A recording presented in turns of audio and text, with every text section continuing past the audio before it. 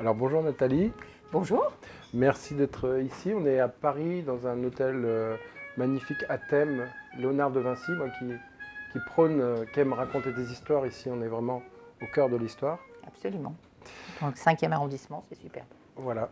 Donc Nathalie, j'ai des internautes qui ont des questions à te poser, qui t'ont posé des questions par écrit. Est-ce que j'ai une réponse? Ah ben on va voir. Ah, Et donc tu vas essayer d'y répondre. Nathalie est ici parce qu'elle intervient à mon séminaire Immo Warrior, tu nous en parleras tout à l'heure. Et puis maintenant c'est toi qui vas travailler. d'accord.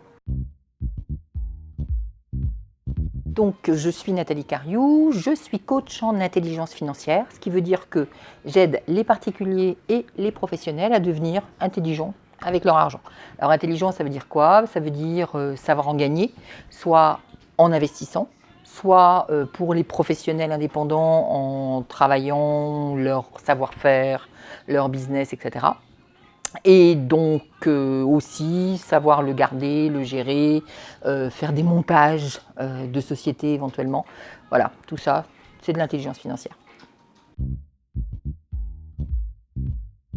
Je ne sais pas si l'immobilier et l'entrepreneuriat m'ont apporté quelque chose. Ce que je sais, c'est ce que la liberté financière m'a apporté. Alors on pourrait dire l'immobilier, l'entrepreneuriat, ça m'a apporté la liberté financière. Et la liberté financière, ben, ça me permet quoi? Ça me permet d'avoir une vie qui est très anticonformiste en définitive, puisque j'ai pas d'horaire, j'ai un bureau qui tient dans mon ordinateur, je peux me promener partout dans le monde, je peux travailler partout dans le monde, et c'est juste génial. J'espère que j'impacte la vie des gens, effectivement, donc les pros, les persos. En réalité, j'ai quelques clients, des clients qui ont fait des choses un petit peu intéressantes ou grandioses, on va dire, en ayant investi dans 10, 20, 30 appartements, par exemple. Mais je crois que ce n'est pas ceux-là que je préfère.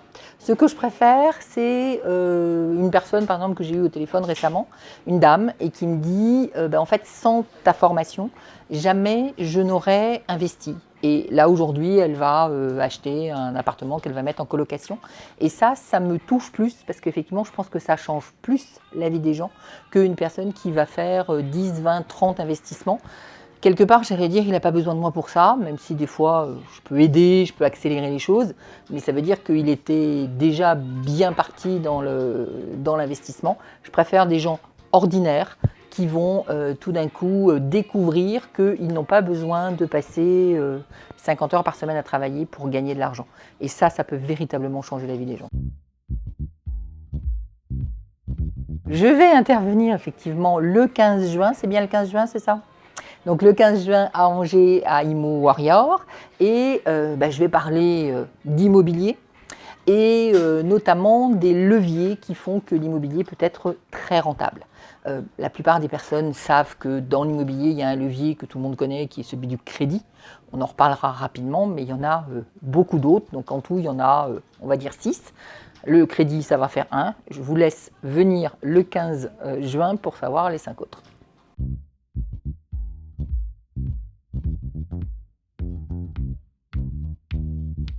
Alors, Alain d'Angers veut savoir quel est le mindset pour devenir financièrement libre. Déjà, j'espère qu'il sera là le 15 juin, parce que ça en fait partie. Fait partie du mindset de se former, de ne jamais penser qu'on est arrivé, de toujours se dire qu'il y a d'autres choses à apprendre. Et puis, le mindset ou la chose qui, pour moi, est la plus importante dans cette idée de liberté financière, c'est de ne pas se mettre de limites.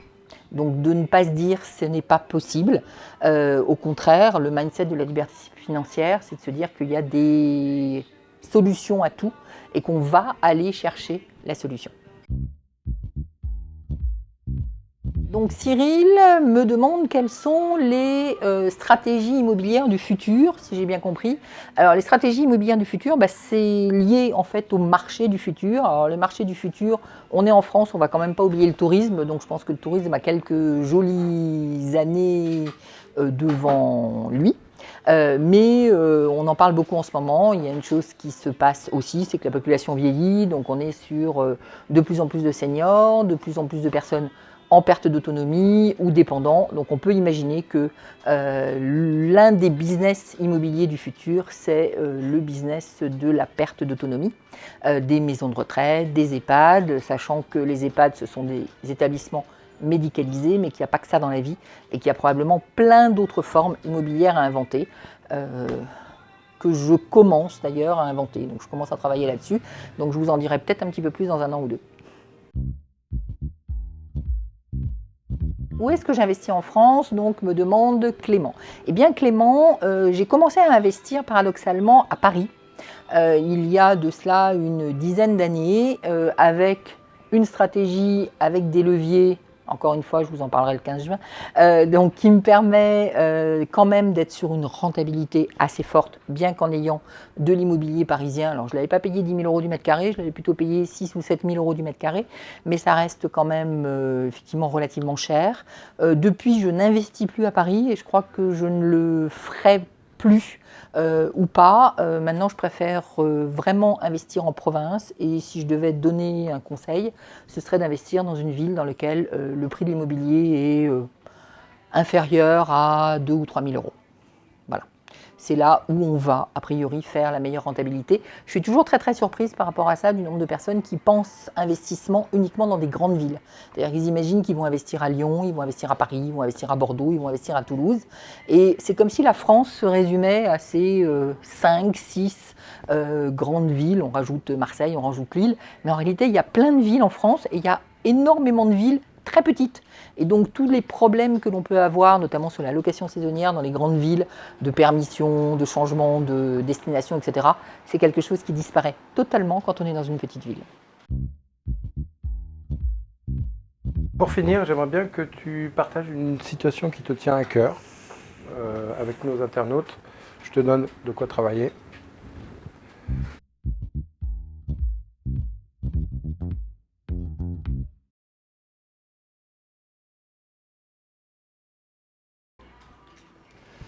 Donc la citation « Liberté implique responsabilité, c'est pourquoi la plupart des hommes la redoutent ».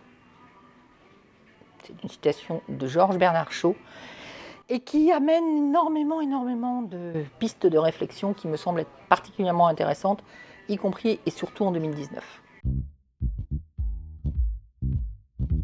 Où est-ce qu'on peut te retrouver? Alors on peut me retrouver dans plein d'endroits, généralement sur internet, sur mon site clédelaréussite.fr, ça permet d'avoir mon cadeau, de s'inscrire et puis de recevoir ensuite ma newsletter, des infos et tout. Mais ça peut être aussi sur la chaîne YouTube, Nathalie Cariou, Clé de la Réussite, ou sur la page Facebook, la même chose. Merci d'avoir regardé cette vidéo. Donc des infos sur le séminaire. Merci à toi Nathalie.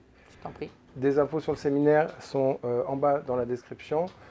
Si on est avant la date du séminaire, tu peux t'inscrire pour être avec nous ce jour-là, le 15 juin à Angers. Si on est après, hein, tu peux t'inscrire aussi pour avoir le replay. Voilà. Merci, à bientôt. Ciao.